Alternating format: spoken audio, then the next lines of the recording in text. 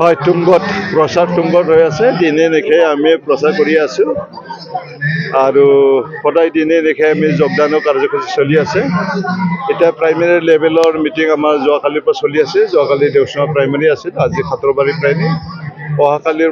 অহাকালিও হ'ব, সদায় হ'ব। 9 তাৰিখৰ পৰা 16 তাৰিখলৈ আমি 8 দিনীয়া প্ৰাইমাৰী লেভেল আমি মিটিং কৰি আছোঁ আৰু ৰাইজৰ সঁহাৰি বহুত ভাল। হাজাৰ হাজাৰ মানুহ সদায় আমাৰ লগত আহি সহযোগ কৰি আছে। মহিলাৰ দেৱৰ কি ৰাইজে আশাত ৰাইজে আজি সহযোগ কৰা বুলি ভাবিছে? ৰাইজে ভাবিছে যে যোৱা 5টা বছৰে প্ৰমোদ বড়োৱে বহু কথা ৰাইজক দিছিলে। ঘৰে ঘৰে চাকৰি দিম বুলি কৈছিল। আত্মসহায়ক গোটবিলাকক 75,000কৈ পইচা দিয়াৰ কথা কৈছিল। যুৱক যুৱতীসকলক 2 লাখকৈ IBS দিয়াৰ কথা কৈছে। এইবিলাক অফাৰ, মিছা কথা, ঠগবাজি। ইয়াৰ কাৰণে ৰাইজে এইবাৰ হিল দল ভাঙি BPF দলৰ চৰকাৰ লাগে বুলি আগ্ৰামা মহিলাৰী ডাঙৰীয়াক পুনৰ BTCত চিফ বনোৱাৰ কাৰণে ৰাইজে হিল দল ভাঙি আনিছে। নিৰ্বাচনী প্ৰচাৰ সভা কৰিও প্ৰমোদ বড়োৱে অহা দেখা নগ'ল। কি কৈছে? প্ৰমোদ বড়োৱে নিৰ্বাচনী প্ৰচাৰ সভাত অংশগ্ৰহণ কৰিম বুলি কয়, তেওঁ নাহিলে। উপায় নাই, ৰাইজ নাই। হেলিকপ্টাৰ চাবলৈও মানুহ নাই, এনেকুৱা অৱস্থা হৈছে। ইয়াৰ কাৰণে যোৱাকালি মহৰীপাৰত অহা কথা আছিল, খবৰ পাইছে, মোবাইলৰ কথা খবৰ লৈছে, মানুহ কম, তাৰ কাৰণে অহা নাই। এই ধৰণৰ কথা।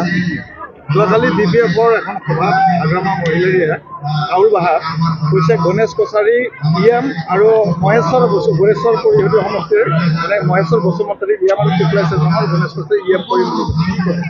আগ্ৰামা মহিলা ডাঙৰীয়ালৈ ধন্যবাদ। তেখেতে মোক ইতিমধ্যে 4বাৰমান EM দিয়াৰ কথা ঘোষণা কৰিছে। 2022 চনতে মোক কেণ্ডিডেট ডিক্লেয়াৰ দিছে প্ৰথম হিচাপে মোকে EM দিম বুলি ছাৰে ঘোষণা কৰিছে।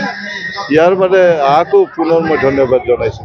বৰ্তমান বিজেপিৰ দখলত থকা শুক্লা চেতন সমষ্টিত কিমান ব্যৱধানত আপুনি জয়ী হ'ম বুলি ভাবিছে? 10,000 মাৰ্জিনত জিকিম এইবাৰ বিভিন্ন প্ৰলোভন কৰি পেলাই শুক্লা চেৰপাং অঞ্চলত বাঘা নেতা সোমাইছে।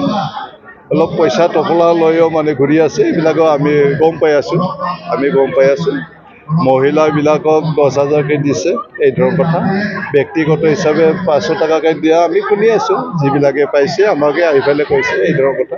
গতিকে যিমান কৰিলেও মোক হাৰাব নোৱাৰে। BPF দলে কোনো ধৰণৰ টকা পইচা নিদিয়াকৈ, কোনো ধৰণৰ প্ৰলোভন নিদিয়াকৈ ইমান সংখ্যক মানুহ আহিছে। হয়, আমি কোনো অৰুণোদয় দিম বুলি কোৱা নাই, কোনো হাজিৰা দিম বুলি আমি ৰাইজক মাতি অনা নাই। গতিকে উইলিংলি ৰাইজে আমাক সহযোগ কৰি আছে।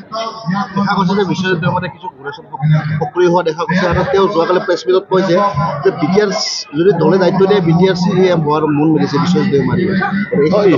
ইচ্ছা থাকিব পাৰে, ইচ্ছা আছে। যদিহে বিজেপি দলে চৰকাৰ গঠন কৰে, নিশ্চয় তেখেতকে চিফ বনাব। এইটো এটা আশা থাকে সকলোৰে। ৰাজনীতি কৰাৰ উদ্দেশ্যটো হৈছে সকলোৱে ডাঙৰ মানুহ হ'ব বিচাৰে।